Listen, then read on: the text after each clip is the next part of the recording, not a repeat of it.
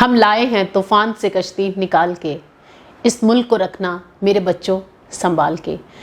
جب یہ تاکید یاد آتی ہے تو خیال رکھنا اس ملک کا، پاکستان کا۔ خیال رکھنا سے آپ کو عالمگیر یاد آئے ہوں گے، لیکن آج ہم جس شخصیت سے آپ کی ملاقات کروا رہے ہیں، عالمگیر اور بینجمن سسٹرز کو یہ خیال دلایا کس نے تھا جو آج تک ہے اور رکھا جائے گا؟ خیال رکھنا۔ اس کے خالق ہیں معروف شاعر دانشور طاہر پرواز صاحب۔ السلام علیکم۔ وعلیکم السلام۔ خلیج نیوز کے اسٹوڈیوز میں آپ کو خوش آمدید کہتے ہیں۔ طاہر پرواز کی جب ہم بات کرتے ہیں، الطاف پرواز نامی گرامی شاعر، ان کے والد گرامی بیگم نسیم الطاف، یونین چیک کا جب جھنڈا اتارا گیا اور پاکستان سے محبت کا اظہار کیا گیا تو وہ ان کی والدہ محترمہ، آپ کے جو خاندان ہے، پاکستان سے محبت کی جب ہم بات کرتے ہیں تو پاکستان سے حب الوطنی کی علامت آپ نے جو شاعری کا آغاز کیا، یہ بتائیے گا کہ اپنے والد محترم سے امپریس ہوئی یا کسی اور شخصیت سے؟ نہیں، یہ تو آپ کا جو ماحول ہے آپ کا ارد گرد کا، وہ آپ کو ان چیزوں کی طرف راغب کرتا ہے۔ تو میں نے جب آنکھ کھولی ہے تو گھر میں کتابیں دیکھی ہیں یا اخبار دیکھے ہیں۔ یہ صحافت اور ادب جو ہے وہ گھٹی میں ہے۔ میں تو اکثر یہ کہتا ہوں کہ آج تو خیر کمپیوٹر کا زمانہ ہے، پہلے جب لوگ صحافت کیا کرتے تھے تو وہ سلپیں ہوتی تھیں، ان پر لکھا کرتے تھے، خبریں بھی اور کالم بھی اور اداریے بھی۔ تو ہم تو سلپوں پر پلے ہوئے لوگ ہیں۔ تو زمانہ طالب علمی میں جب سلپوں پر پلنے کی بات ہوتی تھی تو آپ کو کون سے شاعر اٹریکٹ کرتے تھے؟ ناصر کاظمی، فیض، غالب، کس کو پڑھنا اچھا لگتا تھا؟ یہاں بڑی ایک خوبصورت سی بات مجھے یاد آ رہی ہے کہ ایک دن یہ سوال میرے والد محترم نے مجھ سے پوچھا، اور انہوں نے کہا کہ تم نے آج تک کس شاعر کو مکمل پڑھا ہے؟ تو میں نے انہیں کہا کہ میں نے عبدالحمید عدم کو پڑھا ہے۔ تو ہو سکتا ہے ان کے ذہن میں یہ ہو کہ وہ کہیں کہ میں کہوں گا کہ میں نے آپ کو پڑھا ہے، بالکل آپ سے لیکن میں نے کہا جی میں نے عبدالحمید عدم کو پڑھا ہے۔ تو انہوں نے مجھے دیوان غالب دیا، ٹھیک، اور وہ دیوان غالب انہوں نے کہا کہ ایک شعر تم نے صبح پڑھنا ہے اور اس کا مفہوم سمجھنا ہے، ٹھیک، اور اسی شعر کو آپ نے رات کو پڑھنا ہے اور اس کا مفہوم سمجھنا ہے، اور پھر اس کو اپنے تکیے کے نیچے رکھ دینا ہے، اور صبح اٹھ کر وہی شعر تم نے دوبارہ پڑھنا ہے۔ ٹھیک، مطلب اس طرح سے تربیت۔ مجھے بڑی حیرت ہوئی کہ جو مفہوم رات کو سوتے وقت وہ شعر دے رہا تھا وہ صبح اٹھتے وقت نہیں تھا، وہ اس سے مختلف تھا، تبدیل ہو چکا تھا۔ تو اس میں وہ اس غالب کی شاعری میں جو تنوع ہے وہ ظاہر ہوتا ہے اس سے۔ تو اس طریقے سے ہماری تربیت ہوئی، اور ہمارے جو اسکول تھے، سر سید اسکول میرا مال روڈ پہ تھا، جہاں ایک سیدین ادبی مجلہ بھی وہاں شائع ہوتا تھا، تو اس میں پروفیسر جمیل ملک بڑے نامی گرامی شاعر گزرے ہیں، اور وہ ہمارے اردو کے تھے پروفیسر، تو مجھے کہتے تھے اتنے بڑے شاعر باپ کے بیٹے ہو۔ میں پتہ نہیں چوتھی یا پانچویں میں تھا، ٹھیک، اور کچھ لکھ کے لاؤ تم بھی شاعری کرو۔ تو نہ صرف گھر سے بلکہ باہر سے بھی یہ مجھے تحریک ملتی رہی۔ تو پہلی دفعہ آپ نے کیا لکھا، کچھ یاد ہے؟ میں نے صرف ایک لائن لکھی تھی، اگر ہمارے دیکھنے والوں کے لیے۔ وہ ایک لائن لکھی تھی، اور میں اسی ایج کی بات کر رہا ہوں، چوتھی یا پانچویں میں تھا میں جب، اور باقی نظم مجھے میرے والد نے مکمل کر کے دی تھی۔ چیٹنگ کی آپ نے؟ نہیں، میں نے نہیں کی۔ آج کل ویسے کاپی پیسٹ ہوتا ہے تب۔ نہیں، وہ میں نے پوری لکھی تھی، ٹھیک ہے، تو انہوں نے مجھے صرف ایک لائن پہ شاباش دی تھی، باقی جو تھی مکمل وہ انہوں نے درست کی تھی اس کو۔ اچھا، درستگی کتنی اہم ہے شاعری میں؟ آج کل جیسے میں نے ابھی حوالہ دے دیا کہ کاپی پیسٹ ہوتا ہے، تخلیق کاری ختم ہوتی جا رہی ہے۔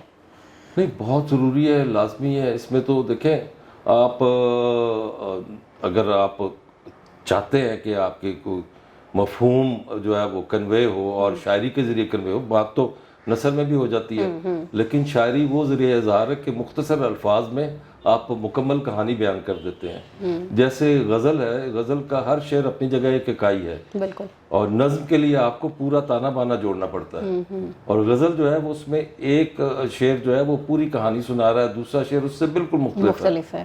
تو یہ شاعری ذریعہ اظہار جو ہے اس حوالے سے مشکل بھی ہے، اہم بھی ہے، اور اس کا ابلاغ بھی زیادہ ہے، اور جو لوگ اس ضمن میں رہنمائی حاصل نہیں کرتے یا کوئی اتالیق نہیں اپنے پاس رکھتے، تو میں سمجھتا ہوں کہ وہ اپنا وقت ضائع کرتے ہیں۔ اگر میں الطاف پرواز صاحب کا حوالہ دوں، ناصر کاظمی کی بات کروں، ابن انشا کی بات کروں، تمام جو نامی گرامی لوگ ہیں، اشفاق احمد کی بات کروں، ریڈیو پاکستان سے ایک خاص رشتہ، آپ کا بھی ریڈیو پاکستان سے ایک رشتہ، ریڈیو کالم سمیت چاہے حالات حاضرہ کے پروگرام ہیں، کسی بھی قسم کا کوئی تخلیق کا شعبہ ہے، آپ اس سے منسلک رہے، ریڈیو کب جوائن کیا اور ریڈیو میں کیا کچھ کیا؟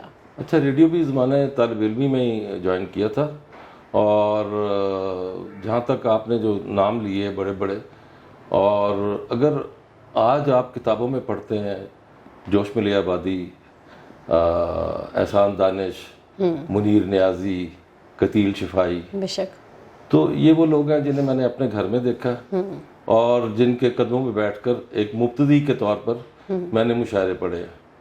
تو اس حوالے سے میرے لیے یہ اعزاز ہے، اور مجھے فخر ہوتا ہے جب میں یہ ذکر کرتا ہوں ان لوگوں کا، ان بڑے لوگوں کا، کیونکہ والد صاحب مشاعرے میں جاتے تھے اور ہم اپنے شوق کی خاطر ساتھ چلے جاتے تھے، تو جو ابتدا میں پڑھنے والے ہوتے تھے ان میں ہمیں پڑھا دیا جاتا تھا، تو ہمیں ایک اعزاز تھا کہ ان لوگوں کی جب ان کی طرف سے داد ملتی تھی تو واقعی سینہ جو ہے وہ چوڑا ہوتا تھا، اچھا محسوس ہوتا تھا، خوشی ہوتی تھی، اور آج بھی ان چیزوں پہ، اور اس سے تحریک زیادہ ہوتی ہے، پھر آپ مزید زیادہ لکھتے ہیں، اور اس سے آپ کی خاص طور پہ میں یہ کہوں گا کہ جو لوگ شاعری کی طرف آ رہے ہیں انہیں چاہیے کہ وہ مطالعہ ضرور کریں۔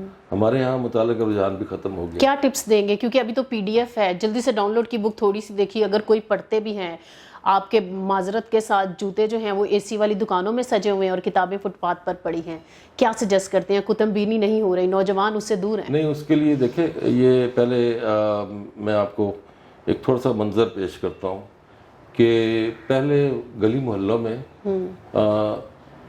کتابیں کرائے پہ دی جاتی، اولڈ بک بینک ہوا کرتے تھے، کتابیں کرائے پہ دی جاتی تھی، ایک آنا روز پہ یا ایک آنا 10 دن کے لیے وہ کتابیں ہوتی تھی، اور وہاں سے چاہے آپ جاسوسی ناول پڑھتے تھے، آپ میں ایک وہ عادت پڑ جاتی تھی پڑھنے کی۔ لیکن ہمارے ہاں اب وہ معدوم ہو چکا ہے، ختم ہو چکا ہے وہ سلسلہ، اب آپ کو لائبریریاں نظر نہیں آتی، کیا وجہ سمجھتے ہیں؟ وہ نجی لائبریریاں نظر نہیں آتی، اور جہاں تک سرکاری سطح پر لائبریری کا، کالجوں میں دیکھیں آپ، کالجوں میں باقاعدہ لائبریریاں ہوتی تھیں، اور کارڈ بنتا تھا اور تو اب ایشو کرواتے تھے، وہ بھی رجحان نہیں ہے۔ اور جہاں تک ہمارے ہاں ایک اسلام آباد میں نیشنل لائبریری ہے، جی بالکل، وہاں پہ لوگوں کی پہنچ ہی مشکل ہے کہ وہ آپ کو ریڈ زون سے گزر کے جانا پڑتا ہے، عام آدمی جا ہی نہیں سکتا، تو اس کی ایکسس نہیں ہے۔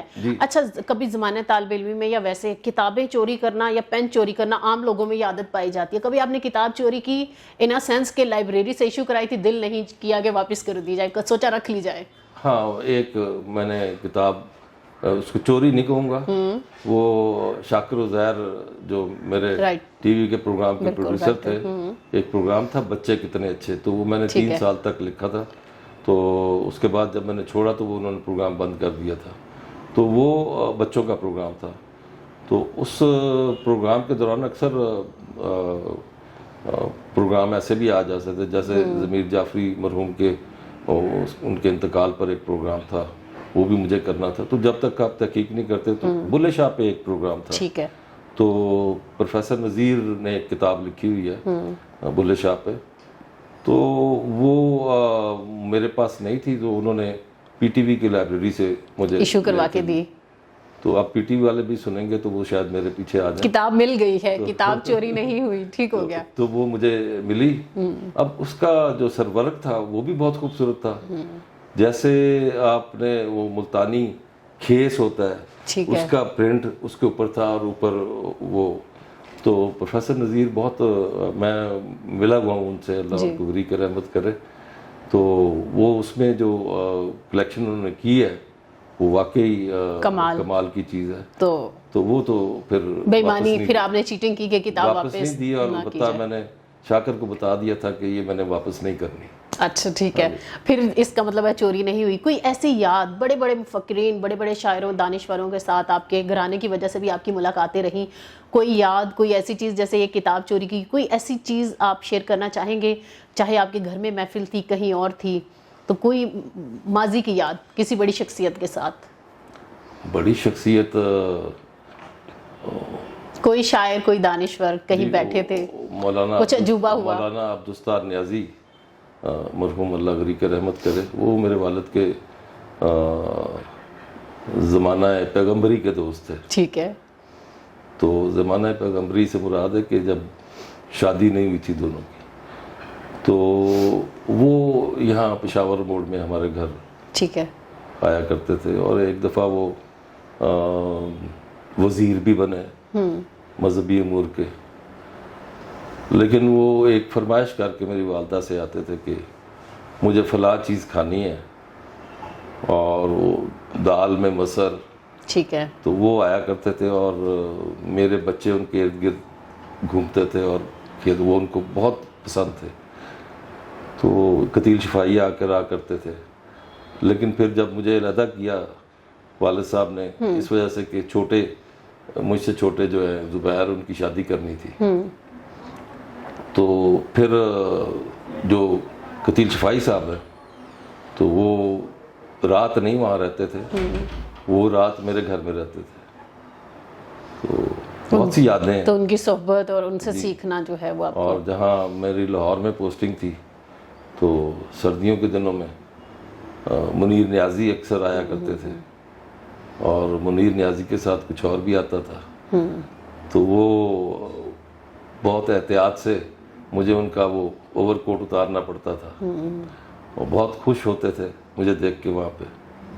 تو یہ بہت سی یادیں ہیں، سرمایہ بڑے لوگوں لیکن کے کئی ساتھ چیزیں ہیں جو ملاقات ان کہیں ہیں، کہیں نہیں جا سکتی.